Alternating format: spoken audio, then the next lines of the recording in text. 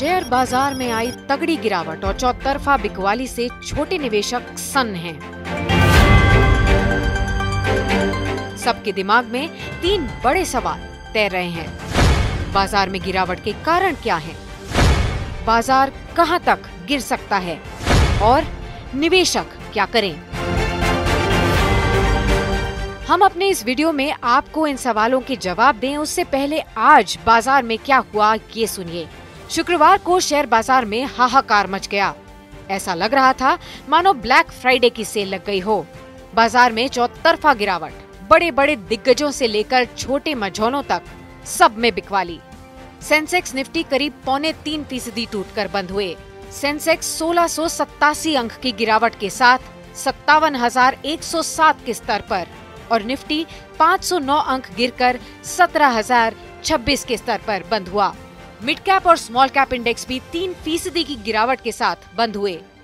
बाजार में कुल 7.4 लाख करोड़ रुपए की पूंजी स्वाहा हो गई। पूरे हफ्ते की बात करें तो निवेशकों के करीब 11 लाख करोड़ रुपए डूब गए। बाजार में अब बड़ी गिरावट का खतरा मंडरा रहा है।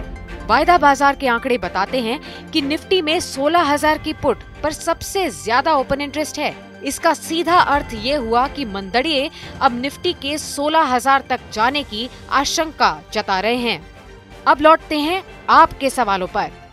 तो सबसे पहले जानिए बाजार में गिरावट के कारण।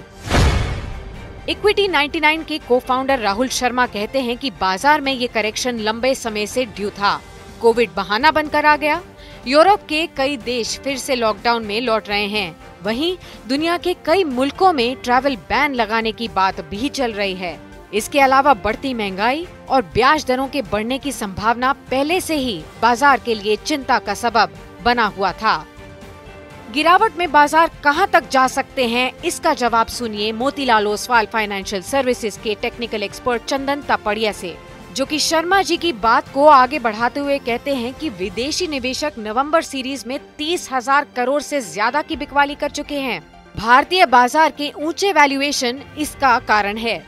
आने वाले दिनों में अगर ये बिकवाली नहीं थमी तो निफ्टी 16,800 से 16,500 तक का स्तर भी दिखा सकती है। तो अब सबसे बड़ा सवाल, निवेशक क्या करें? बाजार में मोटे तौर पर 3 तरह के निवेशक हैं। पहले, जो बहुत छोटी अवधि के सौदे करते हैं यानी कि ट्रेडर। दूसरे, जो मध्यम से लंबी अवधि के नजरिए से बाजार में निवेश करते हैं। और तीसरे, जो म्यूचुअल फंड के जरिए बाजार में आते हैं। वेल्थ मिल सिक्योरिटीज के निर्देशक इक्विटी रिसर्च क्रांति बथीनी ट्रेडिंग करने वालों को सलाह देते हुए कहते हैं कि उन्हें स्टॉप लॉस के साथ ही सौदे डालने चाहिए। मौजूदा हाल में स्टॉप लॉस के बिना सौदे न डालें। इसके अलावा यह भी ध्यान रखें कि सौदे केवल मजबूत फंडामेंटल वाले स्टॉक में ही बनाएं। मध्यम से लंबी अवधि वाले निवेशकों के लिए एक्सकॉर्ड सिक्योरिटीज के हेड रिसर्च आसिफ इकबाल कहते हैं कि मध्यम से लंबी अवधि वाले निवेशकों के लिए यह गिरावट खरीदारी का एक अच्छा मौका है। बढ़िया फंडामेंटल वाले स्टॉक्स में पोजीशन बनाई जा सकती है। तो अब म्यूचुअल फंड के निवेशक क्या करें?